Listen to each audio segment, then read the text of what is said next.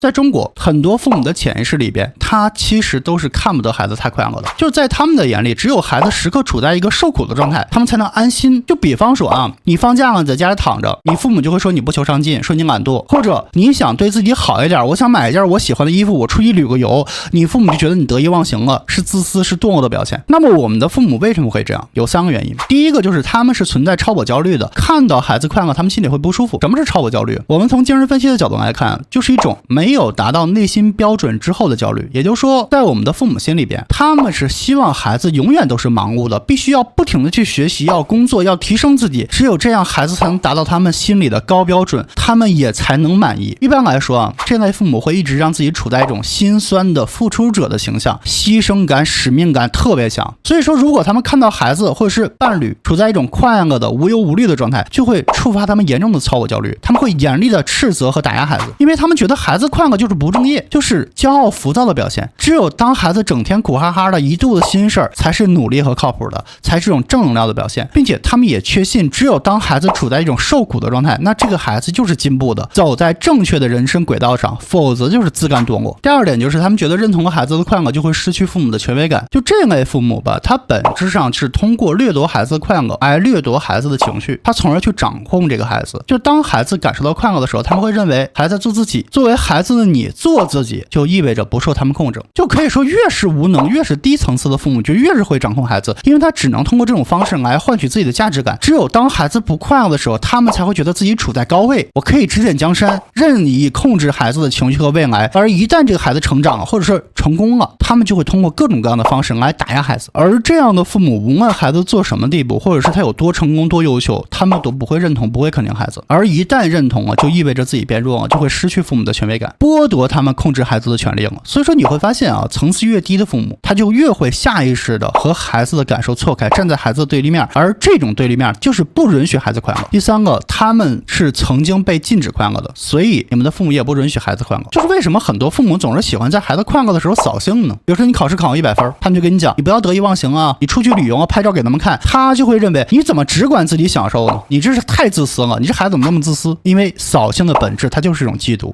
一个人他自己没有获得过价值感的人，他是没有办法给别人提供价值感的，他们自己就是在怨恨和痛苦中长大的，他们自己的童年是有缺失的，所以他们的内在价值是匮乏的，他从来没有机会去发掘自己喜欢什么，也没有人在意他开不开心，那他自然也就看不得你快乐开心的去成长。甚至是什么，你开心快乐的时候还会严重威胁他们匮乏的自我价值感。为什么？因为他们的内心感受是一直被否定被忽视的，所以当你拥有了他们不曾拥有的幸福的时候，就好像是你抢了他们的幸福，你没吃过他们曾经吃过的苦，却享受了他们没有享受的福，那他自然会产生嫉妒情绪。这也就是为什么你看有的妈妈会因为自己童年时期的物质和情感匮乏，或者自己婚姻的不幸福，他们就会嫉妒女儿所拥有的幸福生活。即便他们理智上他们会对女儿的幸福感到开心，可是潜意识里边他却憎恨拥有幸福的女儿。他们有的时候对女儿进行言语攻击，有的时候会表现出很冷漠。所以大家明白吗？当你总是不敢快乐，或者是一旦快乐就会被父母打压的时候，你得意识到你的父母可能潜意识里他并不希望你过得太好。而如果你正处在这么一个家庭中，你要学会在心理上跟父母去完成分化，把自己从父母的关系里给独立出来，包括经济，包括想法，包括情绪和你的人生选择，发展真正的自我，培养自我幸福的能力。一定要记住，父母不是我们能选择的，重要的也不是我们有一个怎么样的父母，而是要去看到这样的父母施加在我们身上的是什么，然后我们不断去修正自己的感受，过好我们后面的人生，而不是活在跟父母的共生绞杀里边，